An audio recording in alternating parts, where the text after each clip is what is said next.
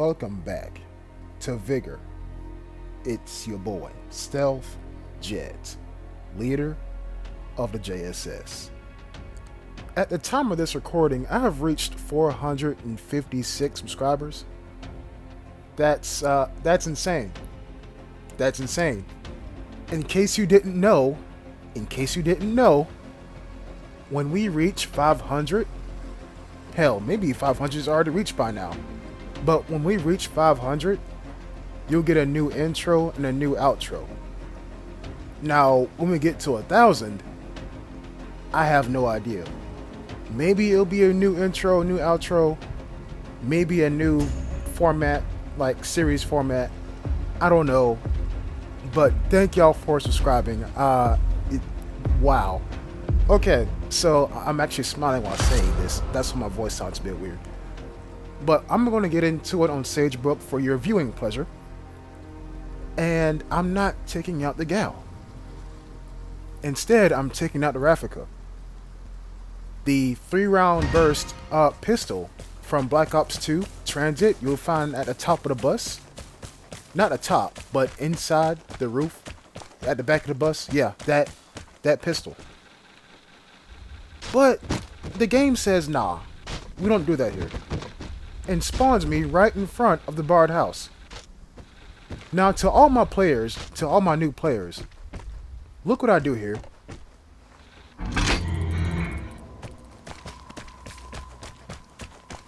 Notice how I don't sit inside the barred house. Instead, what I do is I relocate and I do other stuff while keeping an eye on said barred house and making sure nobody goes to it. Stuff the airdrop just in case I find it. I mean, look, I am in a sawmill, right? It would make sense for the red container to be here. But look, I'm not in the barred house. I'm not staring at it waiting for it to open. I'm doing other stuff. The easiest way to get killed at the barred house, the easiest way to get killed while at the barred house is sitting inside of it. Because you're limiting yourself. You have nowhere to run. You're stuck inside of 4 walls. But if you sit back and you wait for it and then you go to it, as it opens, then you did it right. Now, I can't tell you, like, it takes X amount of seconds for the container, for the safe to open. I can't tell you that. I haven't timed it myself. But yeah, the game says, nah, we don't do that here. We don't do sidearms. Grab a L85 and an A74 KSU and go about your day. And so I say, you know what? I'm not going to complain. Hand me an L85A1 and see what I can do with it. Well, you know, shoot, obviously, because that's all you can really do with it. Okay, so barred house, loot secured, food secured. What else is there to do? Well, why not go up here? As I hear a conversation that has not been used, you can hear it to the left. Why not go up here to the 2nd floor of this sawmill and, you know, see what is up here? Maybe, just maybe, you'll find, or I'll find, a red container. It always is whenever I come up here. But it's not up here. That sucks. So instead, I decide to decoy it.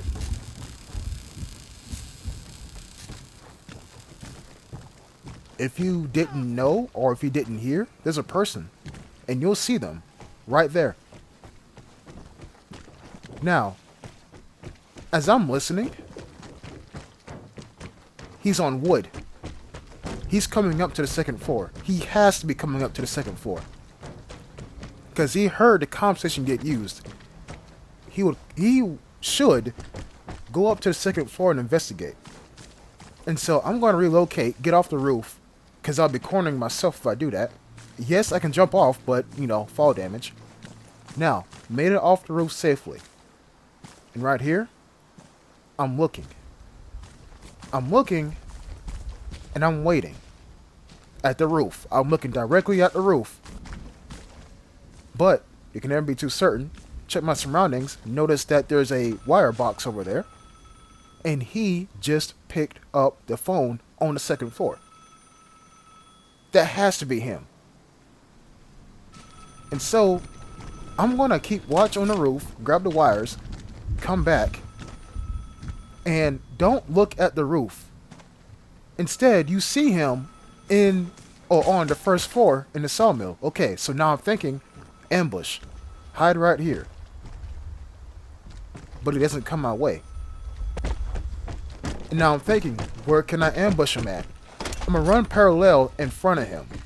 I'm trying to predict his path. Maybe he's going to go for the barred house. If that's the case, I can see him. Now, everybody in the map knows that the barred house has been looted. But how much has it been looted? They don't know that. So he can go to the barred house and try to loot it to only find it's cleaned out. And if he does that, I can catch him. But this guy is literally checking a box right there. Now, the L85 has fantastic bullet velocity. So I aimed a bit higher than what I should have, and the bullet flew right over his head. Like pixels over his head. I guarantee you. Now if I had an H-bar T, that probably would have been a headshot. Matter of fact, if the L85 had the old iron sights, which I like better, then I probably would have hit that as well. But it's cool though. It's cool. If I run into him again, what happens? Well, he probably has even more loot on him, which makes the kill even more lucrative, right? If you miss somebody, don't think it's the end of the world. You may run into them again when they're heavier, when they're slower, when they have the same amount of ammunition, but they're louder because they have more loot on them. You know what I'm saying? So don't get discouraged that you miss somebody. You may run into them again. Now, approach the trash can, grab some food. Cool. Now I'm thinking, where did he go? Where did he go? Jump the fence. Don't get shot at. And I'm thinking, well, guess I'm gonna head inland. Matter of fact, no. I'm gonna check these houses. Because like I said, red container. It could be over here. And I'm gonna grab the fertilizer, open the door at the same time. Don't ask me how I did that. Do not ask me how I did that. Nope, no container in here. What about this little shed right here? Tool shed. Nothing. Picture? Nope, that's wire. Gunshots going off at a distance. Not worrying about it. But what I am worried about is where did this guy go? I only caught one glimpse of him heading off into the ether toward the barred house. Maybe he's circling back around. And so I'm going to go prone up here. Now in this moment, you're going to see me come across the buried cache. But let me explain to you something. Think about the spots that you like to sit near, to sit on. Think about the spots you sit to watch certain areas. How much you want to bet there's another player who has the exact same spot as you? If you watched any one of my other Sagbruk videos, I'll tell you, players like to sit on this ridge, and so that's why I avoid it. But look what I'm doing. Aren't you yourself a player? Think about what you do and pretend that you are watching yourself as you're not in that location. It's a riddle, but think about it. And so, as I'm running over here,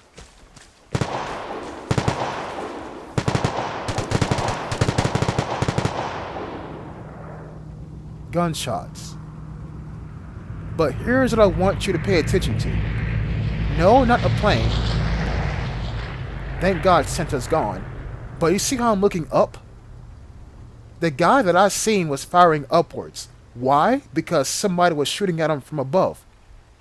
And so, when I see somebody running down that hill, I know it's go time. But the rain stops me because I can't see him. Now what I do is I keep the bush between myself and him so he can't see me. But I do this.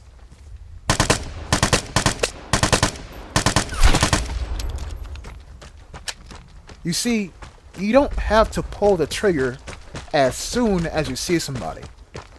You don't.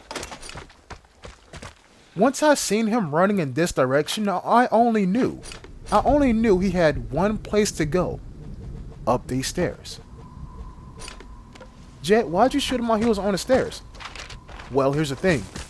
I seen him jump that like railing to the left of the staircase. Good time to shoot him. So when he jumped that railing, he had two choices. Well, three actually. Run up the staircase and try to avoid my bullets. Jump back over the staircase and run to the left to take cover. Or, you know, he could pull out his weapon and start shooting in a direction of where incoming bullets are coming from. But he ran up the stairs. When he ran up those stairs, the closest thing he had to cover, the closest thing he had to physical cover was that little crevice at the first landing of those stairs. You know, where you go and you find a weapons box. Yeah, but that crevice does not count as cover. I can still hit him. And so, yes, even though he was running out in the open, when I seen him vault that staircase, I knew that was a perfect time to kill him. Or to shoot at him, rather. And so, that's that. Now, you see my objective, my final objective, is to secure and escape. Secure what? An exit. Now, here's what see, all the while, I'm listening to everything. This detector was used twice. Now, who else? Well, maybe not twice, maybe more than twice actually, because y'all will definitely correct me in the comment section down below. But if anybody uses the comment section more than once, they're doing it for a reason. It could be for a challenge, which is the wholesome reason, but for the, I guess, unwholesome reason, is that they're checking to see who is where and how many is left. And so, with that in mind, why would somebody use the conversation 3 different times, if not more, when they see that the airdrop area is near the detector? If I said comm station, then I'm dumb. I meant to say detector. Why would somebody use the detector multiple times when they know that the airdrop area is in the detector area? To check to see if they can steal an airdrop and run. It makes sense, right? And so that's why I'm going prone and crawling to get a view of the detector. Because in my eyes, if you use a detector more than one time, you're going to do it again. And when you do it again, all it takes is for you to be in that general area and one stray bullet to hit your head sent by me and you're gone. And you see right here, I'm like, bro, where's the detector at? The freaking tree's covering it up. And it's right there. And so I'm going to sit right here and I'm going to watch. Because I'm fully expecting somebody with a default skin, a looter, to run up to the detector, take one knee, and hold X for about 3 seconds. And that's when they're dead. And you see, I'm watching the airdrops as well as the detector. Because even though I did stealth the airdrop, I can still tell when one goes away. But it turns out, I was chasing a ghost. The guy left. Why did he leave? Maybe he seen a red dot that was near the airdrop area, and he thought I don't want none of that, so I'm gonna leave. Completely understandable. Completely understandable. But also, I'm gonna spoil it for you. I'm gonna leave. Scot-free. But listen. according to my Discord, the JSS Discord, and by the way, if you want to join, the link is in the description of this video and all the other Vigor videos that I've uploaded. Jammers will hide your signal. So like I said, even though I'm going to leave this encounter scot-free, what if he placed a jammer and he sat inside his own jammer's range? I would not have detected him. You understand what I'm saying? You're truly never safe in this game. Truly. Unless you find that jammer and you destroy it, you're never safe in this game. Ever. Unless you can really, really, really confirm that there's no jammers on the field at all, and that you use a disruptive tower whenever, no, that you use the signal detector when the disruptive tower is not being used, you're never safe in this game. Ever. But, in terms of this encounter, I think I did pretty well. Now, I didn't have to kill that guy running up the staircase. I didn't have to. But imagine if he survived. Imagine. And as a matter of fact, the guy that came after me up on the first floor of that sawmill was the guy that died to the guy that I killed. It's a dog-eat-dog world out here. Or dog-eat-dog outlands, pretty much. Now, I didn't loot the guy that he killed because why would I? Right? Why would I? This happened like this. The guy that I shot took one knee over that man's body for about 4 seconds. He got what he needed to get and he left. So why would I, try to loot this small fish when a big fish is getting away? You know what I'm saying? Yo, that sounds really sadistic coming out of my mouth. But anyways, I hope y'all have enjoyed this video, and I'll catch you in the next episode. Until next time, peace.